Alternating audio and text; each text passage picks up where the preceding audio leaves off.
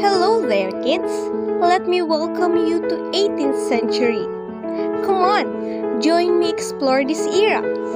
To start, 18th century was also known as the starting point of children's literature.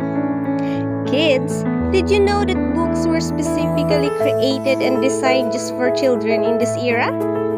Yes, you heard it right. You all were the inspiration of authors in this era. Wait, did you just say you all love fictions and fictional characters?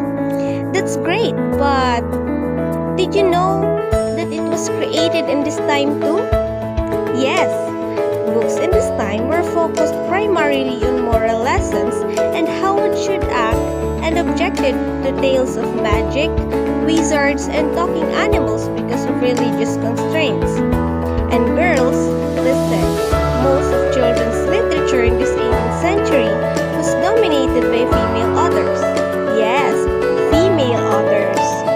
Their focus was on moral lessons that were supposed to instruct children on ways of proper living, but most of these stories were dry, boring, and condescending to kids.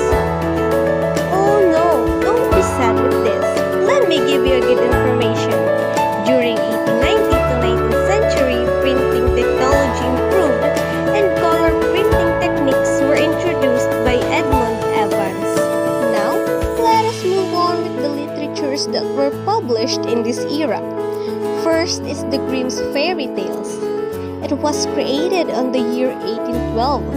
This was written by the Grimm's brothers and were a collection of folk tales. Kids, you know Disney princesses, right? Well, before they were made as movies, they were introduced first in this era. These Grimm's fairy tales introduced us to Cinderella, Rapunzel, Snow White, and loads of other wonderful characters in this collection of folktales.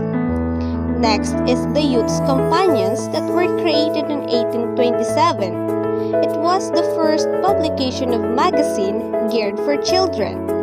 Then, the Alice Adventures in Wonderland. It was created in 1865 and it became an overnight sensation when it was first published. This book is often seen as the first book written purely for entertainment purposes. The captivating characters and wild fantasies are still being recreated and told today in recent movies geared for both children and adult audiences. Next is The Baby's Opera by Walter Crane that was created in 1877. This is a children's illustrations. And last is The Pied Piper of Hamelin that was created on the year 1888 by Kate Greenaway. This is a children's illustration also like The Baby's Opera. With the invention and improvements made to color printing, children's books started to have more vivid illustrations. The end of the 19th century is when children's literature really came into its own and continued to develop in the 20th century. And that concludes our exploration to the 18th century. Hello kids! Welcome to 19th century. This period brought back the long-told folk tales and fairy tales that were loved by children like you but shied away from the 18th century. It began focus on writing for entertainment purposes rather than just moral lessons. In 1920s, did you know that books could be mass-produced in color and literacy became sufficiently widespread to make children's picture books a true industry unto its own? And in the year 1922 was the creation of an American Award of Excellence for Children's Literature called the Newbery Medal, which was named after John Newbery. Did you also know that in 1937, Dr. Seuss came out with his first story? It is celebrated today as one of the great children's authors who brought to life fun imaginative stories and poems. In 1938, a American Award of Excellence for Children's Book Illustrations was created and called the Caldecott Medal. In 1993 to 1995, children's literature over time developed tension between religion, education, and political power on one hand and various concepts associated with freedom, notably fantasy and the imagination. I bet you are all excited to know the literature in this century. So here it is. First, The Wonderful Wizard of Oz by L. Frank Baum in 1990. This book is still read, performed, and watched by children in the present generation. Second is Winnie the Pooh by A. A. Milne in 1926. Third is The Lion, the Witch, and the Wardrobe in 1950, which became another biggest hit since Alice's Adventures in the Wonderland. Fourth is Charlie and the Chocolate Factory in 1964. Roald Dahl published one of the children's books that stood the test of time.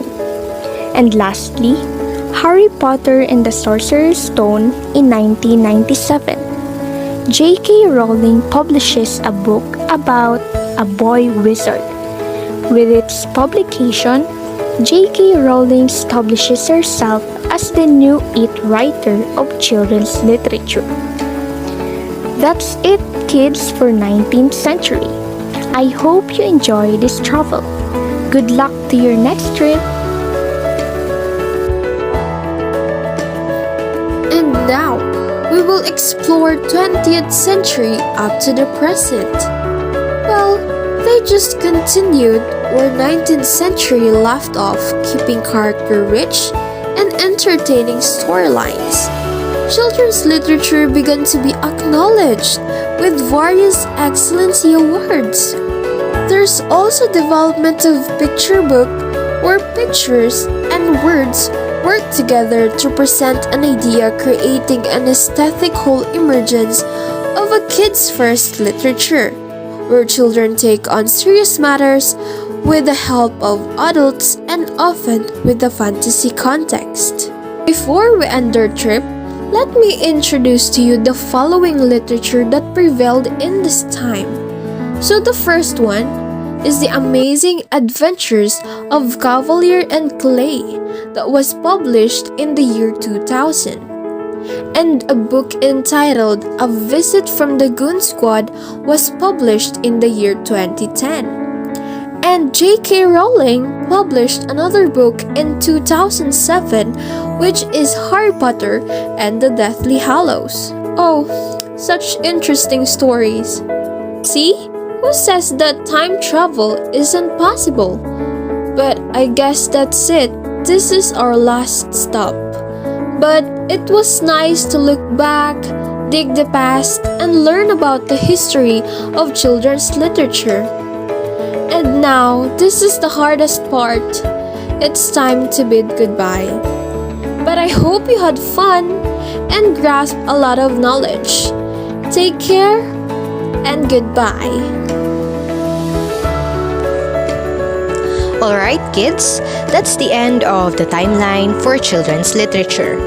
Starting from the ancient world, Middle Ages, the Renaissance, 18th century, 19th century, 20th century, and up to the present. As technology progresses, we must strive to keep reading because without reading, our society would be lost. Reading provides a look into past experiences and provides a comfort to people that they are not alone. As future educators, we will provide the tools necessary not only for the students to read adequately, but to show them the joy that can come with reading. By providing the right foundation for students, they are capable of creating a world filled with more love and prosperity. This ends our journey for the timeline of children's literature. Goodbye and have a good day.